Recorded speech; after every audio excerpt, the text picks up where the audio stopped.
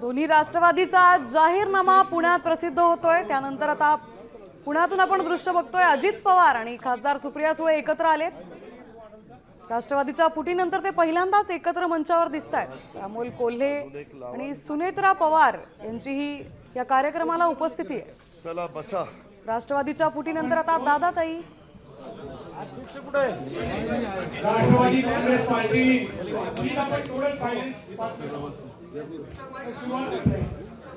ठेव ठेव तिथंच ठेव।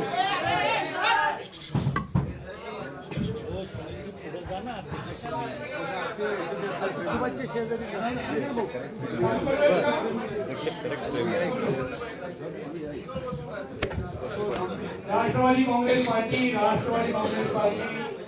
शरदचंद्र पवार दोन्ही पक्षाचा संयुक्त जाहीरनामा प्रकाशनाचा कार्यक्रम सुरू होतोय। मी सर्वप्रथम आदरणीय अध्यक्षदा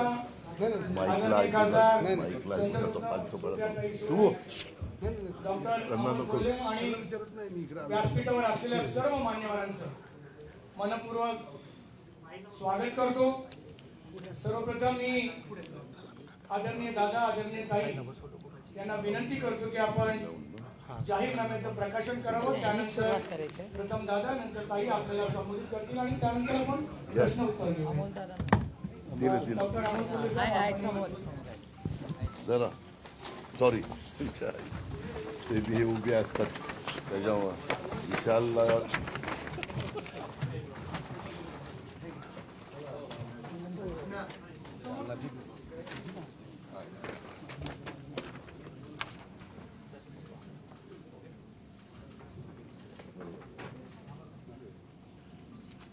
थँक्यू। राष्ट्रवादीचा जाहीरनामा या ठिकाणी प्रसिद्ध करण्यात आलाय। सुप्रिया सुळे, अजित पवार तसंच अमोल कोल्हे यांच्या उपस्थितीत हा जाहीरनामा प्रसिद्ध करण्यात आला। अष्टावधी नेतृत्वाची आपण परवा याच ठिकाणी भेटलो होतो। आपण आधी एक आलाम पाच काम अशी घोषणा करून आपण प्रचाराचा शुभारंभ केला होता। ही पाच कामं करणार असा आमचा निश्चित पक्का वादा आहे, परंतु त्या व्यतिरिक्त 3 कामही आम्ही जादा करणार आहोत। अशी एकूण 8 कामांची ही अष्टसूत्री प्रगतीची आम्ही घेऊन आलो आहोत। ही अष्टसूत्री आदरणीय दादा आदरणीय ताई आपल्या समोर काहीच वेळात मांडतील।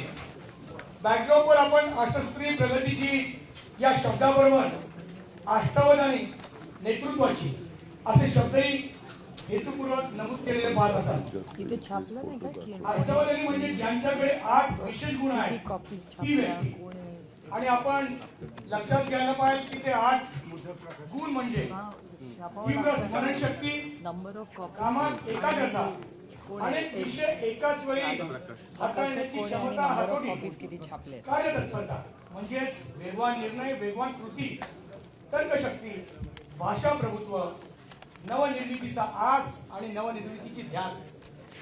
आणि शेवटचा महत्वाचा गुण म्हणजे किती वादळ वारे येवो त्यावर मात करून प्रवास सुरू ठेवायचा, किनारा गाठायचा आणि त्यासाठी स्थिर राहण्याचा मानसिक स्थैर्याचा गुण।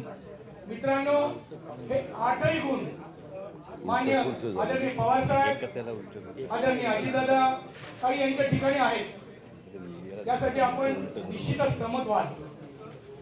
जाहीरनामा म्हणजे नेतृत्वाची प्रगतीची अष्टसूत्री आहे असे आम्ही म्हटलेले आहे।